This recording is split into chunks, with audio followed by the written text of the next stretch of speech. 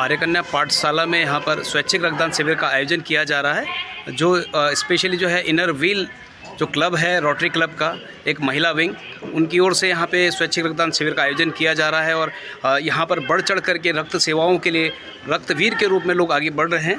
और साथ ही हमारे बीच में हैं उत्तराखंड के पूर्व कैबिनेट मंत्री सुरेंद्र सिंह नेगी जी हमारे साथ हैं।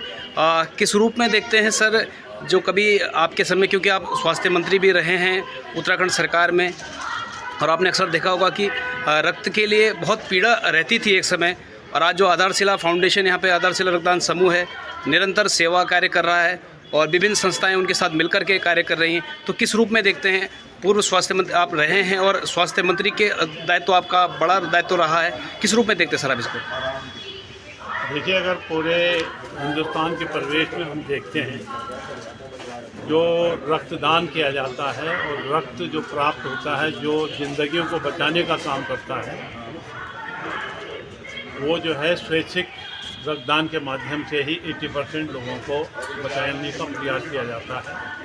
आज कोटद्वार आर्यकन्या इंटर कॉलेज में परिसर में इनर व्हील क्लब रोटरी और रोटरी क्लब के संयुक्त तत्वाधान में यहाँ पर बहनों के द्वारा, भाइयों के द्वारा ये बहुत ही विशेष कार्यक्रम आयोजित किया जा रहा है और लोगों को प्रेरित किया जा रहा है कि रक्तदान कर लोगों की ज़िंदगी बचाएं। कहा जाता है कि भगवान इंसान को जन्म देता है, लेकिन कभी अगर एक्सीडेंट होता है तो रक्तदाता ही उसके जीवन की रक्षा करता है। तो रक्तदाता भी ठीक भगवान की श्रेणी में आता है। ऐसी स्थिति में आज के परिवेश में जहाँ लोगों के पास समय नहीं है, ये इनर व्हील की बहनें हैं, चाहे रोटरी क्लब के साथी लोग हैं, लगातार इस प्रकार की गतिविधियों में सामाजिक सरोकारों से जुड़े रहते हैं, जिनको मैं बहुत बहुत बधाई देना चाहता हूं और शुभकामनाएं देना चाहता हूं कि वे इसी तरह सामाजिक गतिविधियों में अपना योगदान करते रहें, ताकि समाज में उन लोगों तक आपकी भावनाएं पहुंच सकें जिनको आपकी ज़रूरत है। मैं ये भी बताना चाहता हूं कि rotary club, inner wheel club काफ़ी समय से कोटद्वार में इस प्रकार की गतिविधियों को कर सामाजिक चेतना को जगाने का प्रयास करता है। और ये भी बताना चाहता हूँ कि रक्तदान से कोई कमजोरी नहीं आती। बहुत सारे रक्तवीरों ने 100 बार जो है रक्तदान किया। भाई इसमें कुछ एज लिमिट के हिसाब से, जैसे 60 साल से ऊपर नहीं इसको रक्तदान किया जाना चाहिए, तो ये ज़रूर देखा जाना चाहिए। लेकिन इससे कोई हानि नहीं होती है शरीर को, बल्कि रक्तदान करने से जैसे कि ब्लड सर्कुलेशन जो स्वास्थ्य के अंदर है, शरीर के अंदर है, और बेहतर बन जाता है। तो ये घबराने की बात नहीं है इसमें, और लोगों को बढ़ चढ़ कर इसमें हिस्सा लेना चाहिए ताकि लोगों की जानें बचाई जा सकें। सर, युवाओं के लिए आज भी आप प्रेरणा हैं, क्योंकि जब से आप कोटद्वार के विधायक बने हैं 90 के दशक से, तब से आप आज भी युवा दिखाई पड़ते हैं। और जब भी आपको कोई देखता है कि युवा रूप आपका जो है हमेशा चेहरे पर नज़र आता है, उम्र आपकी हमेशा एक युवा के रूप में रहती है। तो उन युवाओं के लिए विशेष करके क्या आह्वान रहेगा आपका रक्त सेवाओं के लिए, रक्तदान के लिए? देखिए, हमारा पूरा देश ही युवाओं का देश है। यहाँ पर करीब 65 से लेके 70% युवाओं का ये प्रदेश भी है, देश भी है। स्वाभाविक रूप से देश की बहुत सारी आशाएं हैं नौजवानों से कि वे अपने देश की रक्षा भी करें, उसको मजबूत भी करें, एक एसेट के रूप में अपने संसाधनों का प्रयोग करते हुए देश को मजबूती के ओर आगे बढ़ाएं।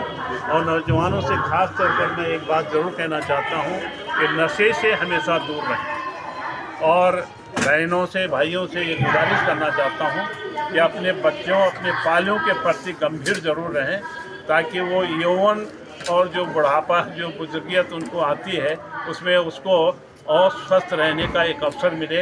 इसके लिए बहुत आवश्यक है कि बालेपन में हर माता, हर बहन, हर बुजुर्ग, हर अभिभावक अपने बच्चों की परवरिश बेहतर करे, उनको गलत संगतों से बचाए, उनके व्यसनों से बचाएं और जो नशीली चीज़ें हैं उनसे दूर रखने का प्रयास करें। इससे निश्चित रूप से हमारा नौजवान और मजबूत भी होगा। और नौजवानों से ये हम लोग हम ये ज़रूर चाहेंगे कि वे अपने स्वास्थ्य के प्रति तो गंभीर रहे।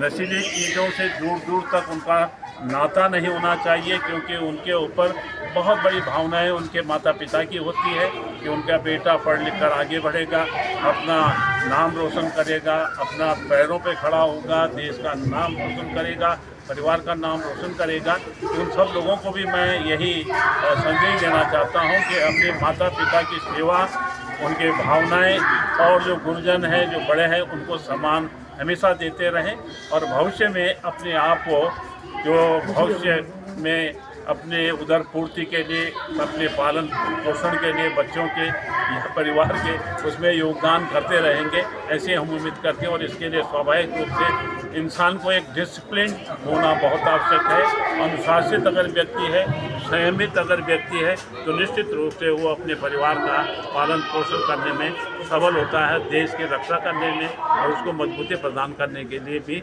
उसको अवसर मिल जाता है। तो इन्हीं शब्दों के साथ मैं एक बार पुनः तमाम साथी हैं जो लोग यहाँ पर ब्लड डोनेट कर रहे हैं, उनको बधाई देता हूँ, शुभकामनाएं देता हूँ। और बहनों को खास तौर पर जिन्होंने ये अभिनव प्रयास किया, उसके लिए भी बहुत बहुत बधाई आपको देता हूँ।